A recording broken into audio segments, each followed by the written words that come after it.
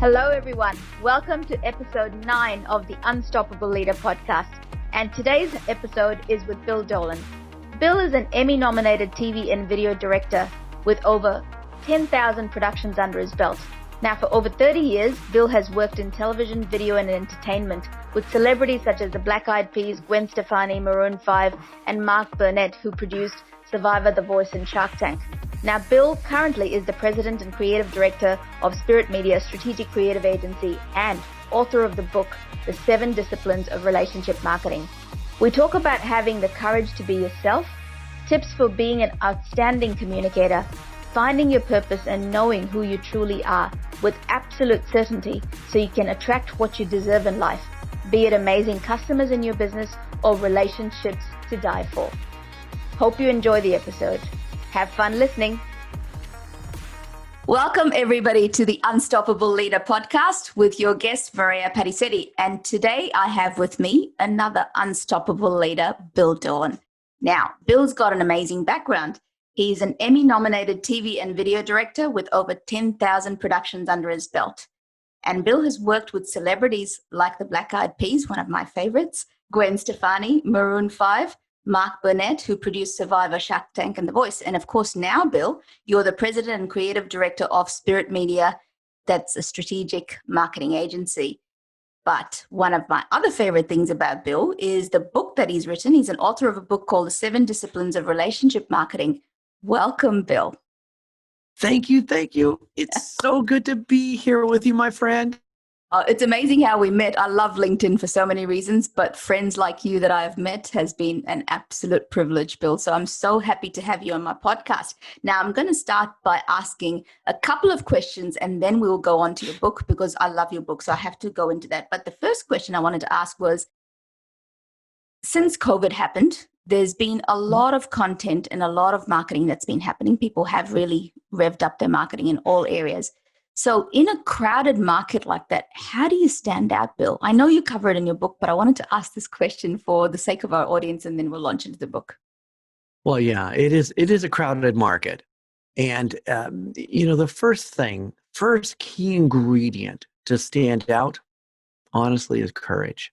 Mm-hmm. And the reason I say that is that, you and I have known each other for a while. I count you as one of my dear friends, and just being transparent here, I think a lot of people grow up wondering if they're worthy, wondering if they're loved or worthy to be loved. And then if you've been bullied or you've experienced rough things as a child, and then a lot of us experienced a lot of things, then the natural tendency is to recoil and to say, I don't want to stand out because when I stand out, I get picked on. So if I could just kind of back off here and I kind of stay in my space here, I even blend in, I won't get hurt. Yeah. Which unfortunately is a horrible way to run a business or an organization, because that temptation to be not noticed is robbing you from being noticed. And so that's why I say courage is so important. And in my book, I talk about then what do we be courageous about? Mm-hmm. And the idea of courage really stems from knowing why we're here, what's important, and our purpose and our values. Because the more those become instilled in us, the more, even in the toughest space of the world, we can stand up in the midst of the risk of being ridiculed, the risk of being hurt, and say, this is who I am. This is what I believe. This is what I offer.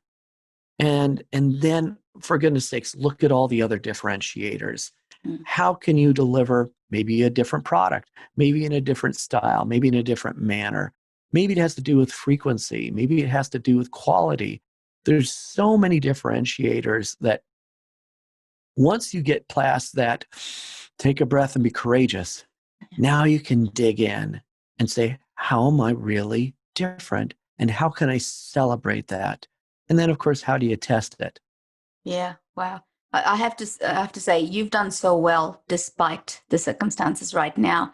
So I'm going to have to ask the question. I didn't ask this ahead of time, but what has had you succeed in the last few months, Bill?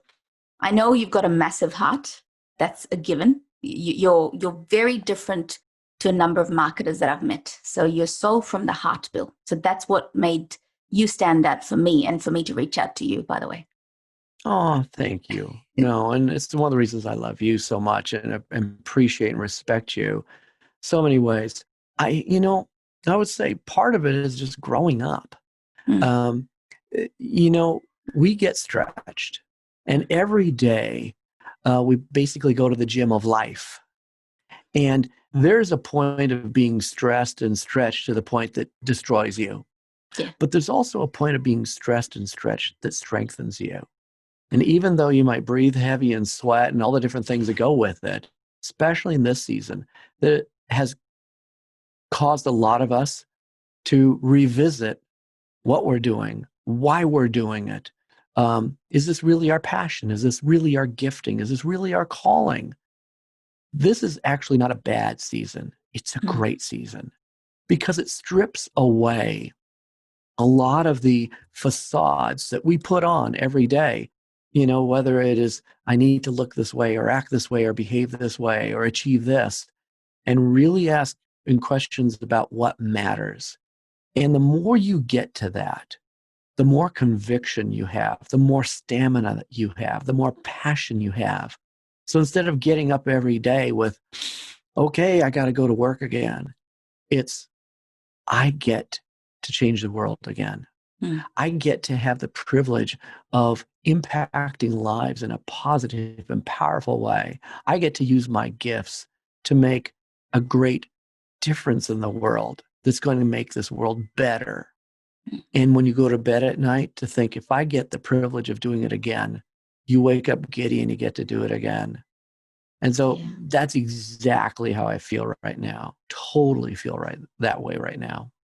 Absolutely. I was going to segue into the book, but I've just got one question before I do, because the previous one would have led so beautifully into it. Now, you've worked with some of the greatest communicators that I really love. So can you give our listeners some tips on how you can become one of those? Because I'm one of the people that believes that anybody can achieve anything, Bill, if you put your mind to it.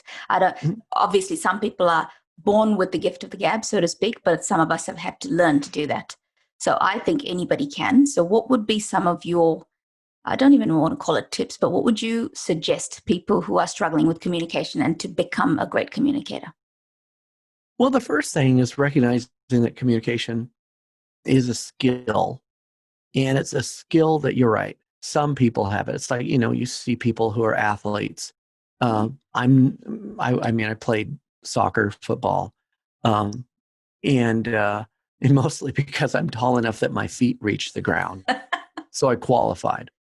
But then you meet, like here in the United States, we have the NBA and the National Basketball Association. We have incredible athletes. And guess what? These guys are giants. And there's no way I could step on the court with them or aspire to rise to that occasion. These were born with a gift.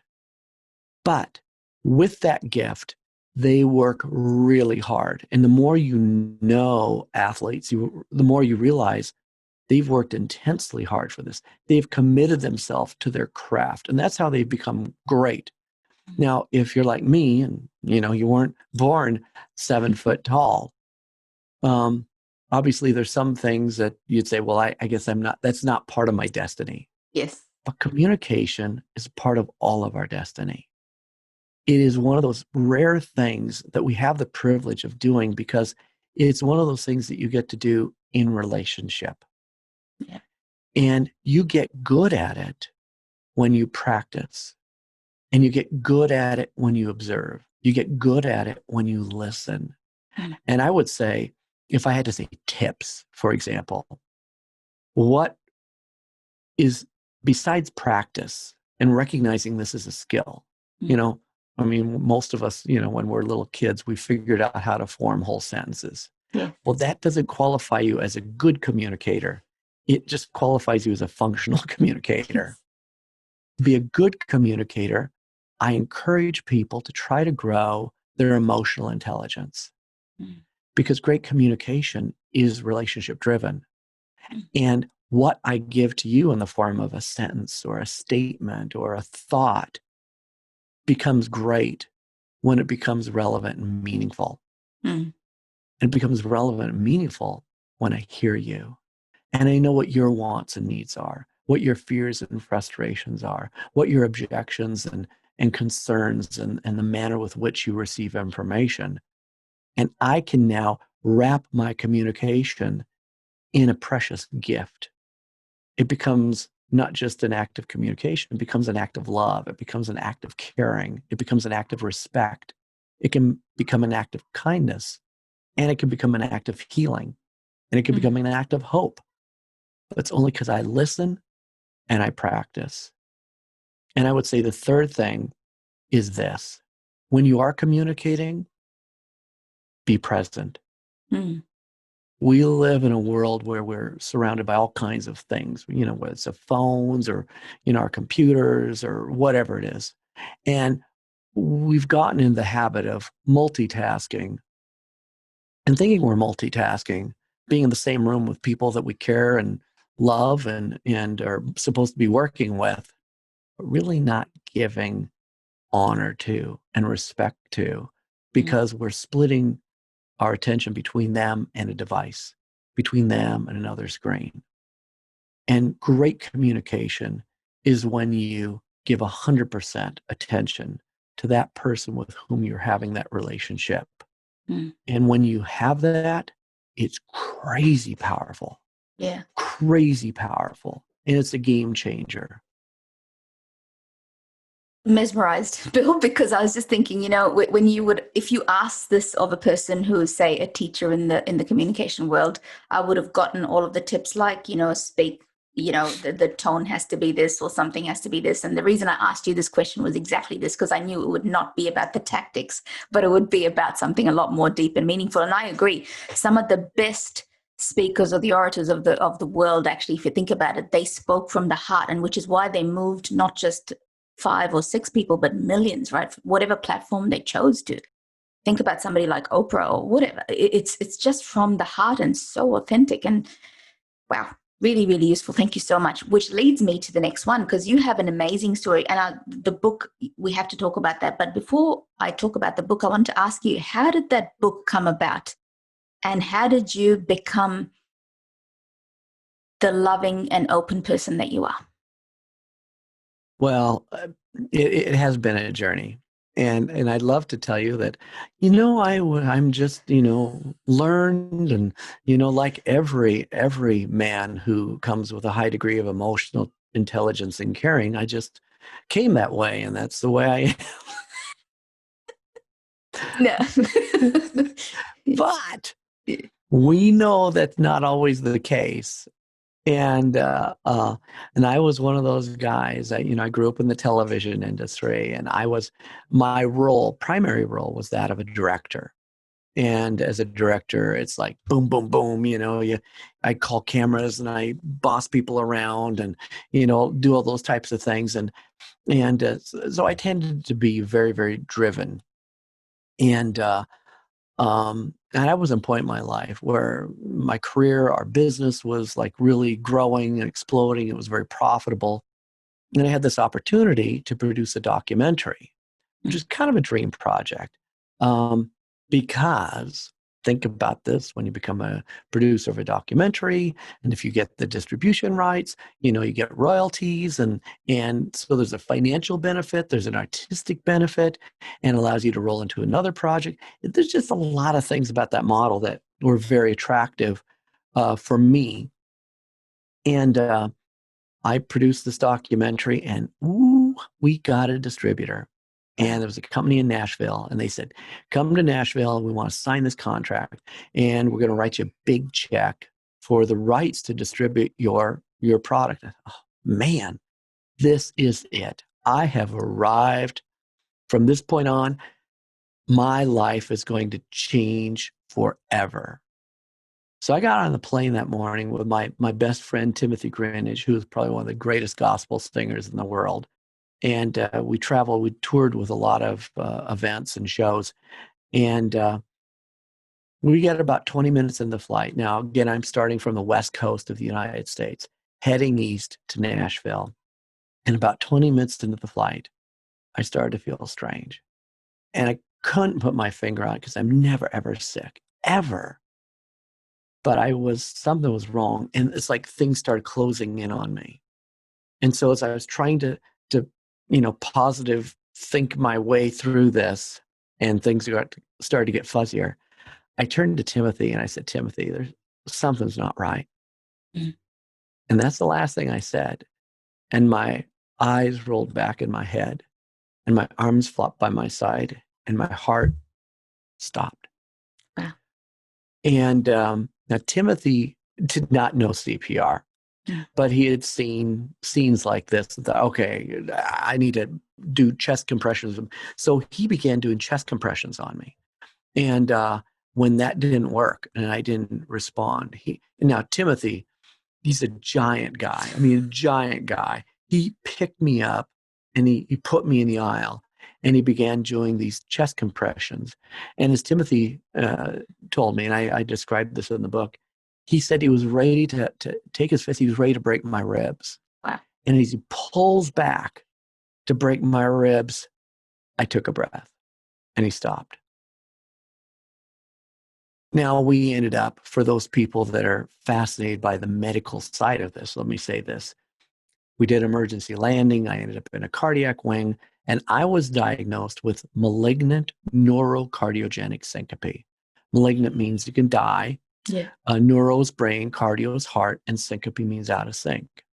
And bottom line, I have an extreme form of it where my brain can get confused with my heart, and my brain tells my heart to stop.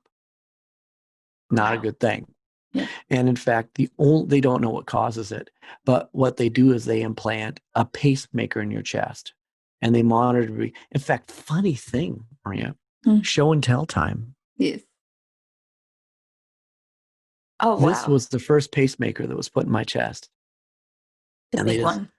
pop it right up there, and I have a second one in there now. And it's just absolutely miraculous how this thing works. So it monitors my heart rate. And about 6 times a day, my heart rate drops to a dangerous level. And this kicks in and paces my heart and keeps my heart from stopping. Wow. That's even today, right?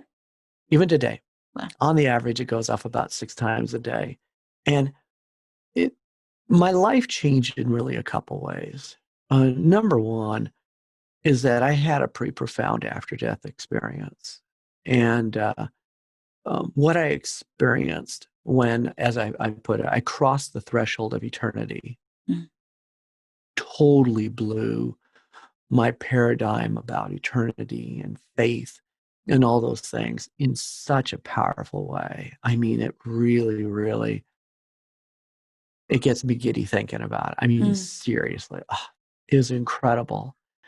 But coming back to, you recognize that every day is a gift. Every breath is a gift.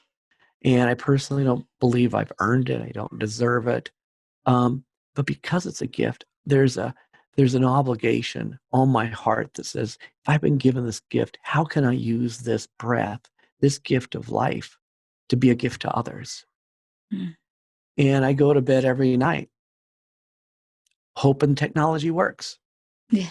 Not knowing if I'll wake up the next day. And I wake up every day with such a sense of anticipation and thankfulness, because I realize I've been given another day to use my life as a gift for others. And it makes me incredibly thankful, incredibly grateful, but incredibly purposeful.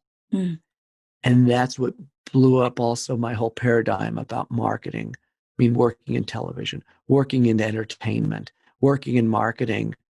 And it made me realize that a lot of things we're doing, there's some great practices, but the methodology with which we conducted business was flawed because it was transactional.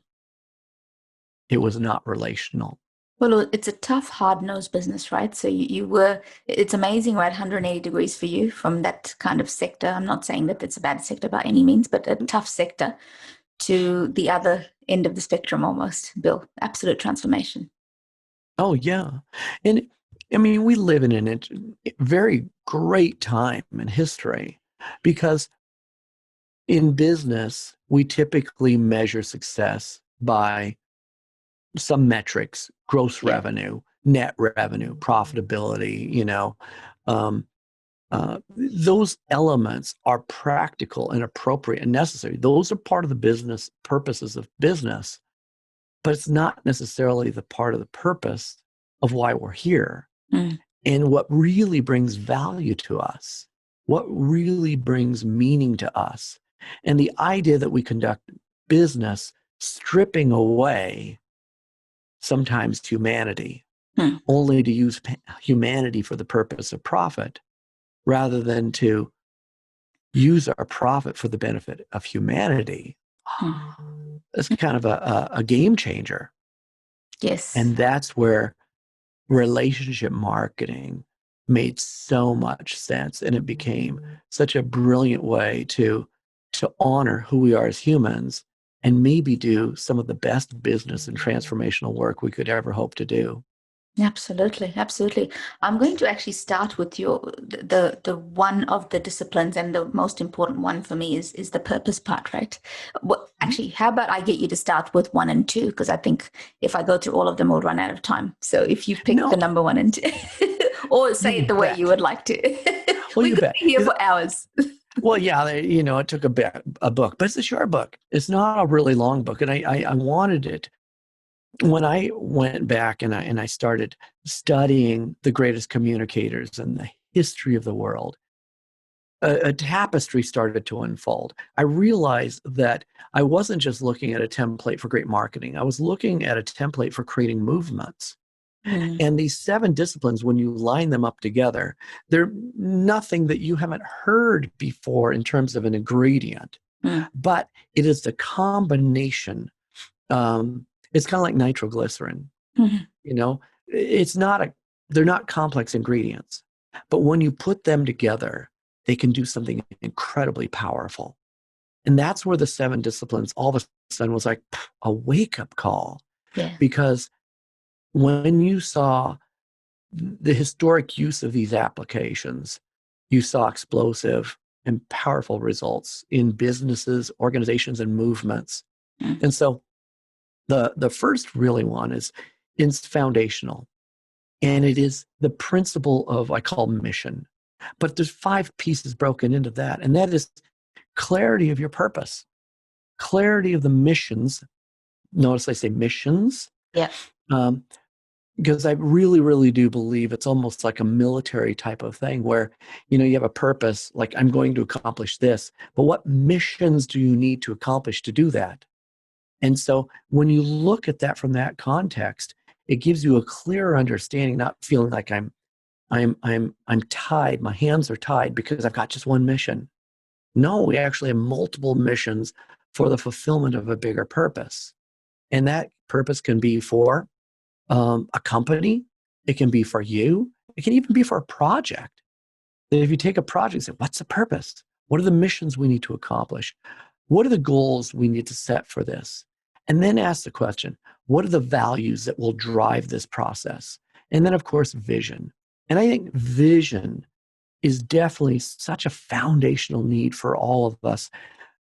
And I'm smiling because I don't want to be too critical, but I think a lot of us give lip service to this. Yes. Oh, I got the lip, I did my paragraph, I did this, and they put it on the wall of the boardroom and stuff like that. But look, how many times have you seen people draft these missions and purposes? Maybe they go on the employee manual, but they're not actionable. They're not compelling. They don't do this and say, am I ready to get out of bed to do this because I'm fired up about this? Most of the time, no. In a vision, when you craft it properly, it's kind of like a puzzle box. Mm-hmm. When you're a little kid, I know my mom bought me puzzles.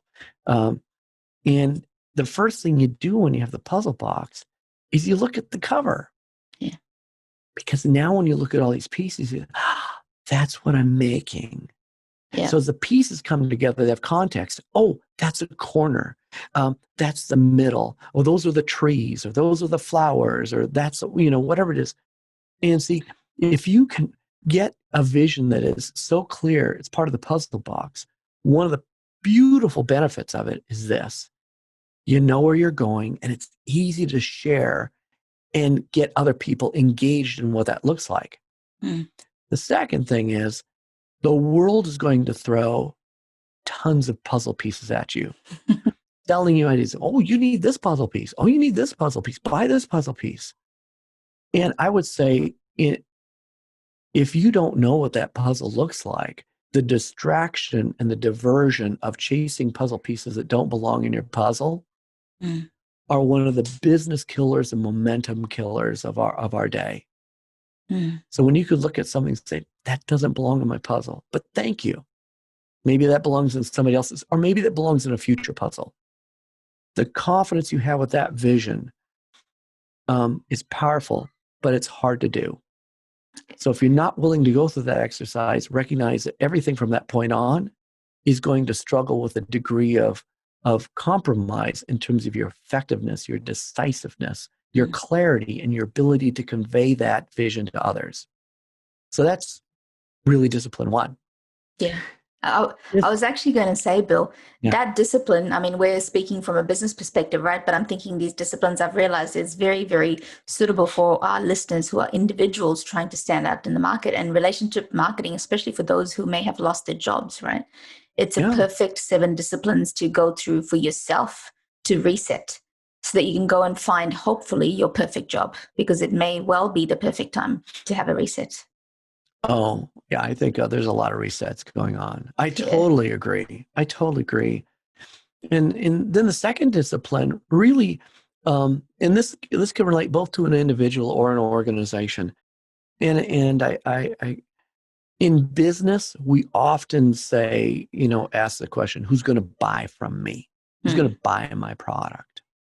And that's valuable from a profitable standpoint to say, yeah, because we need to make sales.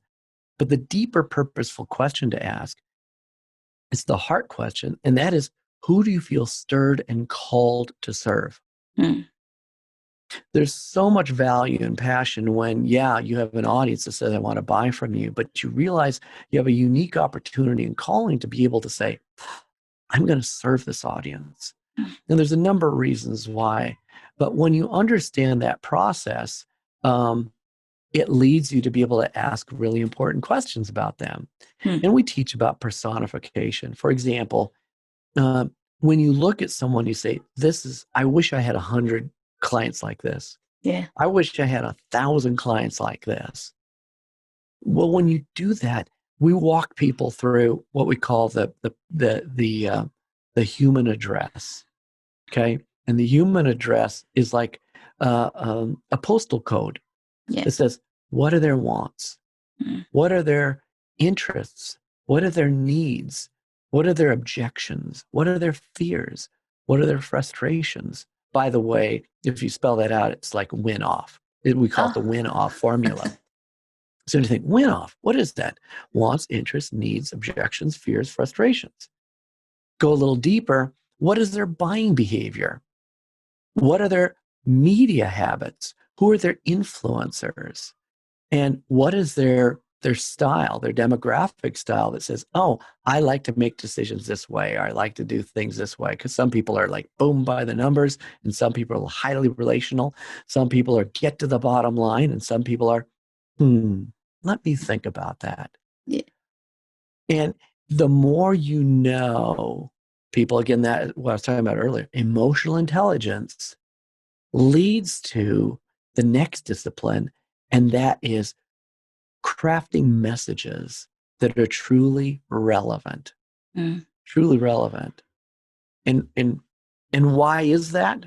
Well, because you know your purpose. You've got understanding. It's like, I understand the value I bring to the marketplace. I understand who I'm called to serve. I understand I have a picture of what it looks like to do that. But now I also understand this unique life or segment that I get to serve.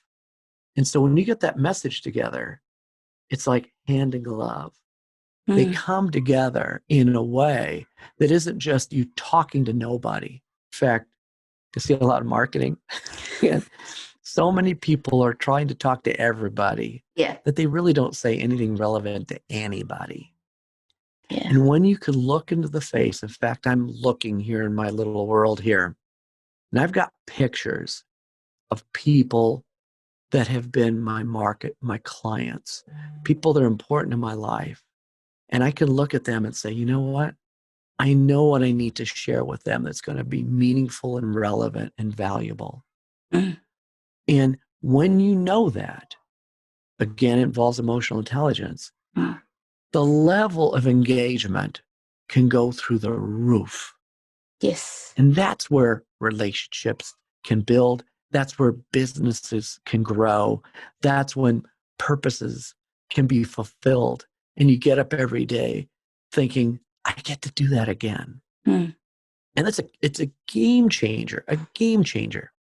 I mean, if you are that clear, I was just sitting there thinking about our business and thinking about a few people I could help with this, right? So, uh, I mean, businesses for sure. I mean, if you are so, what you said about the distractions, if you're absolutely clear, A, on your purpose, B, on who you're going to serve. I mean, I love the way of, instead of talking about, I know personas are the marketing term, right? But I love the way you've coined the term, which is, or the whole sentence around who are you meant to serve and who are you wanting to serve. So if you think of it that way, then there's so much clarity, and combined with the emotional intelligence and courage to take that message to market, because a lot of people have a fantastic purpose, but they don't communicate it out of fear Yeah. of being themselves. I just loved what you said in the beginning, because if you are yourself, or if you have the courage to be yourself, you actually be more successful than trying to be somebody that you're not, which is absolutely rife on social media. Oh yeah. And let's face it. That desire, sometimes that fear of being hurt. And if you've been hurt, you've been abused, you've experienced something, there is that recoil. Almost like, when you see turtles Yeah. and they've got this shell and they start to stick their head out, but if anything happens, boom, that head goes right back in. Yes. Heck, I've been that turtle. Yeah. I know exactly what it feels like to have been ridiculed, to have been told that you're not worth anything, that you're stupid, you're whatever. Go down the list.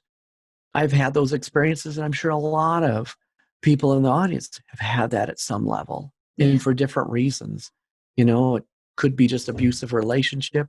It could be the color of your skin, your faith, your sexuality, whatever it is. Absolutely. There's a reason why people will go, I'm going to pick on you. Yes.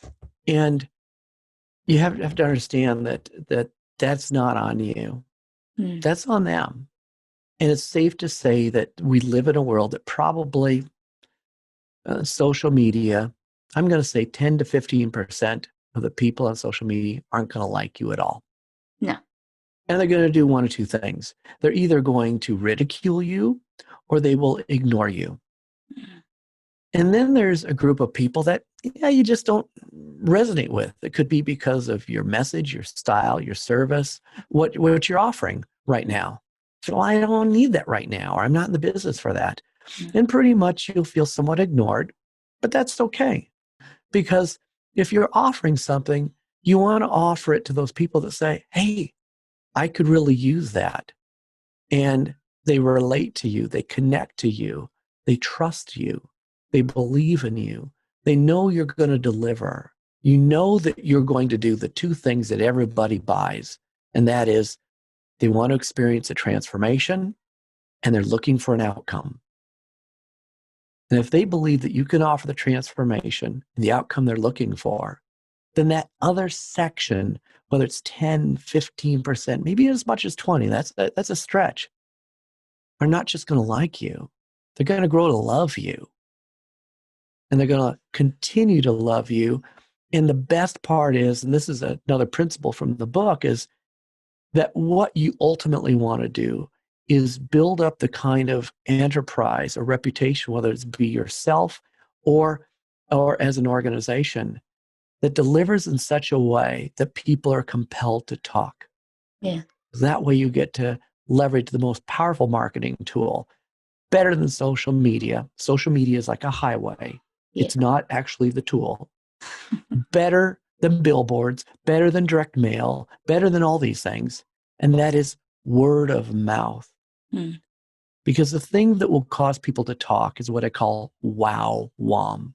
Mm. And if you can find that wow you can deliver, and every time you are asked to provide a service or a product, ask, how can you deliver more than what's on the invoice that will compel them to say wow? Love it. That is the greatest marketing multiplier that you can use in your business and your life and your career. Mm. Because when you get people to talk, you've now built up an ambassador network. You've now created multiplication. And you're no longer a lone ranger marketing yourself. You are the centerpiece of a team that's advancing great things that are making a difference in the lives of others. And that will differentiate you more than anything, because everybody else is just selling a product. Well, absolutely. I could sit here talking to you for hours, Bill, for hours, honestly.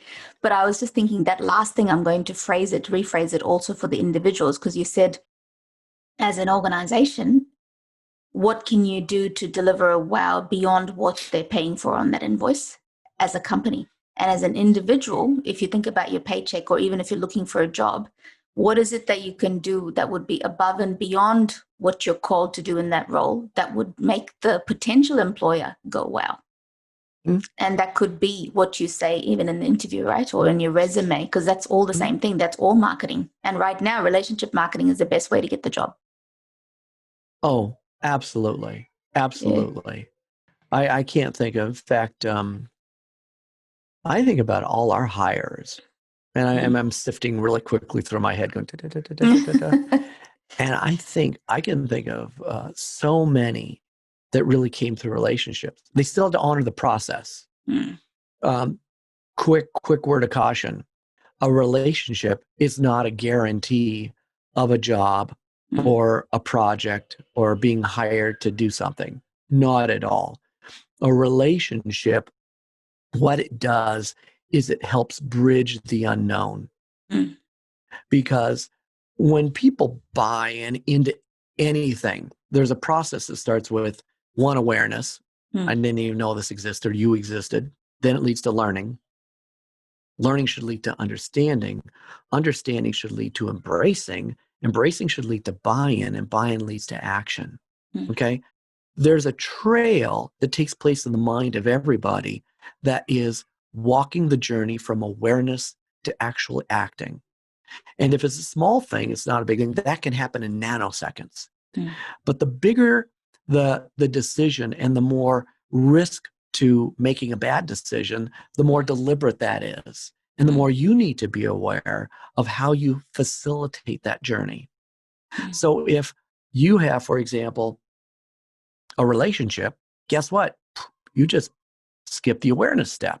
Yeah. If they know you and the value you bring, you've done a lot to minimize the need for the learning from square one step. Yeah. If you've been able to build that relationship to a sense that they understand your character and your competency, and that you, in fact, may be a good fit for that role or the product they're trying to buy, you've broken great ground on the understanding phase, which means at that point, you're really, the embrace stage really is they have distinguished you as the vendor or the hire of choice. That's the breakthrough. Yeah. So that's where that relationship can come in. Now, if the relationship, and I will say this, I have people who have relationships with me, and I'm saying this lovingly, okay, who think they have the relationship and like they have an in. Well, no, you still have to be good at what you do. You know, if I didn't say it, working every day to become a master of your craft is foundational to growing your career or your business. Foundational. So please, I apologize if I didn't mention that. So be good. You kind of did. Because I know a lot of people that have a relationship with me that aren't that good. No. And they think because they have a relationship, they've got a foot in the door. Well, they have a foot in the door, but because I know them, they're not going to get to the embrace stage. They're just going to be friends. Yes. And I'll encourage them on their journey, but they won't do that journey with us at a professional level, because every day our company and every day wherever you work, you make a promise. You make like a covenant to deliver on a promise. And that promise has to do with service, quality, when you're going to deliver it, a commitment of your heart, your passion, a commitment to excellence, commitment to a standard. There's a lot of things in there that are implied that when we don't think that people can live up to that, we go, love you. Let's go have a cup of coffee, but I'm never going to hire you. So true. So true. That's an underline. I mean, that's a given. You can't leverage a relationship if you don't have the ability to deliver. That's it. Full stop, period. Yeah. Now, I have to ask the important question. How can people find you, Bill? Where can they find you, Spirit Media? And also, how can they buy your book? 2 questions. Well, thank you. I would say call you. No, the easy part, and there are 2 aspects. Our agency is spiritmedia.com. So you can go to spiritmedia.com, click in there, see what we do. Because our agency produces a lot of videos for companies. We call them brand videos because people need to tell their story. And video is so critical right now. So we produce a lot of those. We produce a lot of virtual events now. So think about my background in television. Yes. That's what we're doing. We're doing internet television for people at a really high level, but affordable for both corporations and nonprofits. So the spiritmedia.com is really the agency side of our business. But as an author, we have over my shoulder 7drm.com, stands for the 7 disciplines of relationship marketing. And not only there can be a link to buy the book, 7 Disciplines of Relationship Marketing, available on Amazon, but I also have the Audible and I also have a Kindle. And also I've got some worksheets, so I have to say this, those worksheets were really good. I downloaded every single one of them. Very useful. Oh, great. Sometimes we need tools and sometimes we want a little bit of a map. And so I encourage people, download the worksheets because, and that's free, completely free. Ideally, read the book so you have the context because it's really a template for creating the 7 discipline marketing model. But when you do the worksheets, it really encourages you to do the hard work. And I'm not going to lie. Yeah. Doing the self and the heart work to work through this, it's not easy. Yeah. It's tough because it's hard for us to be objective with ourselves. And it's easy for us to minimize the value we bring. And that's why sometimes it's good to have a friend, a partner. Or engage you, Bill. They could always do that and come to you, right? Because you assist organizations and possibly individuals too. Oh, totally. Yeah. We work with a lot of organizations to walk them through to do the workshop. And we do a workshop for companies now virtually. So if someone says, I want to do this as a workshop and I want to work through it, happy to help. And I'll just tell you, it makes me really giddy because we've seen the light go on and people have the freedom to have the courage about who they are. And I believe in all my heart that every single one of us is called to greatness and has a profound opportunity to make a great difference in this world. And sometimes you just need to peel off the layers, unpack it, show you the compass, and reveal literally the miracle of who we are and the difference we can make in the world. Thank you so much, Bill, because you've certainly helped me, and I'm sure you've helped every single person who's listening to this particular podcast. Really appreciate you and really value your friendship. Thank you so much for your time, Bill. Thank you so much. Hope you enjoyed that. Thanks for tuning into the Unstoppable Leader podcast with me, your host, Maria Parissetti. And if I may ask you for a favor, please drop me a review on iTunes, Spotify, or Stitcher. I'd love your feedback and love to hear what you think. And if you want to stay up to date with me and the business that I'm in, then please check out my LinkedIn page, Maria Padisetti, or our website, theunstoppableleader.com. That is theunstoppableleader.com. Thanks for listening, and until next time, be unstoppable.